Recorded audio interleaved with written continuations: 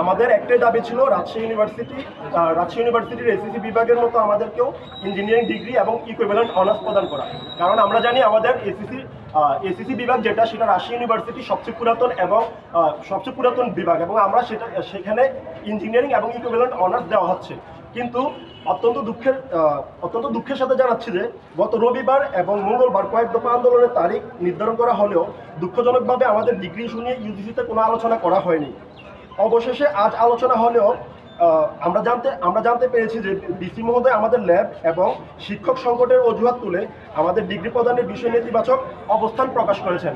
ওনারা চাচ্ছেন যে আমাদেরকে Dhaka university applied chemistry and chemical engineering যেটা সেই বিভাগের মতো করে আমাদের ইঞ্জিনিয়ারিং আমাদেরকে ডিগ্রি প্রদান করার জন্য। কিন্তু কখনোই তো ঢাকা ইউনিভার্সিটি আমাদের জন্য প্রধান আদর্শ হইতে পারে না। আমরা তো ঢাকা ইউনিভার্সিটি ছাড়া এখানে আরো অনেকগুলো ইউনিভার্সিটি আছে, যেখানে কুষ্টিয়া ইসলামিক ইউনিভার্সিটি, পাশাপাশি হচ্ছে রাজশাহী ইউনিভার্সিটি, ওদের এখানে ইঞ্জিনিয়ারিং ডিগ্রি এবং ইকুইভ্যালেন্ট অনার্স দিচ্ছে। তো আমরা কেন পারবো না? আমরা যেখানে ওদের মতো সবকিছু পড়াশোনা করতেছি, আমরা ক্রেডিট কমপ্লিট করতেছি, তো আমরা কেন আমাদের কেন এটা হবে না?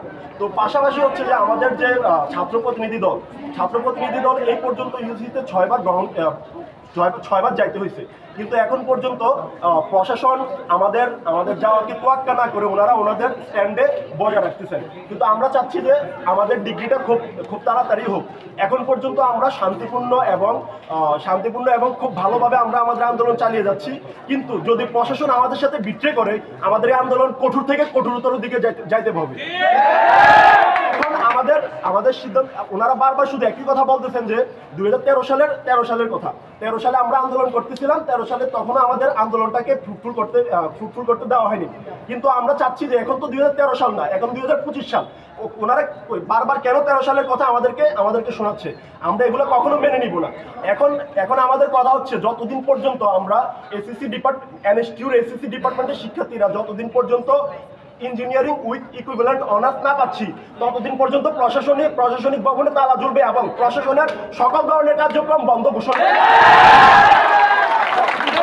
বসুন্ধরা টিস্যু, অশুদ্ধতার বিরুদ্ধে এক বিন্দুও ছাড় নয়। সম্মানিত উপস্থিতি, বিগত দিনগুলোতে যখন বাংলাদেশের মধ্যে একটি ইনসাফের রাষ্ট্র কায়েম করতে ব্যস্ত হয়েছে, যখন বাংলাদেশ সব জায়গায় এক ধরনের ভাব সৃষ্টি করেছে, গুম খুনের রাজত্ব কায়েম করেছে, তখন বাংলাদেশের মধ্যে আমরা জুলাই অভ্যুত্থানের মাধ্যমে নতুন ক্ষমতার উদ্যোগ করেছি।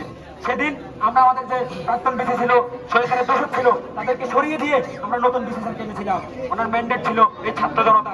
কিন্তু আজকে যখন উনি আমাদের সেই সমন্বয় শিক্ষার্থীদেরকে যখন তিনি আমাদেরকে বহিষ্কার করার কথা বলেন, তখন আমরা সেই প্রশাসনের, আগের যে প্রশাসন ছিল, যে সরকারের দোষক ছিল, তাদের জয়ধ্বনি শুনতে পাই। আমরা শিক্ষার্থীদের কথা বিবেচনা করে আমাদের প্রশাসনের নিকট আহ্বান জানাবো, আপনি শিক্ষার্থীদের বিরুদ্ধে আসবেন না, আপনি আমাদের এই রক্তের বিরুদ্ধে আসবেন না।